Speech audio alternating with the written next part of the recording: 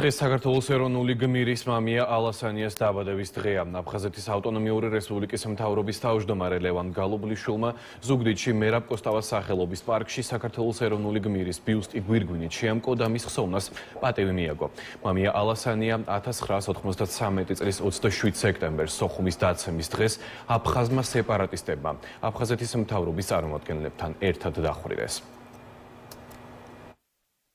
მამია ალასანია ეროვნული გმირია, მისი თავდადება საქართველოს ერთიანობისა და თავისუფლების სიმბოლოა. გმირების ხსოვნა არ არის მხოლოდ წარსულის პატივისცემა, ეს არის ვალდებულება, რომ ჩვენ გავაგრძელოთ ღირსეულად მათი გზა, რაც გამოიხატება ჩვენი დროებითი მოსახლეობის გვერდში დგომაზე. აფხაზეთის მთავრობის ხელმძღვანელთან ერთად, რა თქმა უნდა, პატივი მივაგეთ და შევამკეთ მისი ბიუსტი, ასევე ძალიან მნიშვნელოვანია, რომ ზუგდიდში ჩვენ გვაქვს ეროვნული გმირების ხეივანი, სადაც ნებისმიერ ქართველს აქვს საშუალება, მათ შორის ზუგდიდელს, მივიდეს, პატივი მიაგოს იმ ადამიანებს, რომლებიც გამორჩეულები იყვნენ საქართველოს სიყვარული და თავი დასდეს მისი მომავალი, ნათელი მომავლისათვის.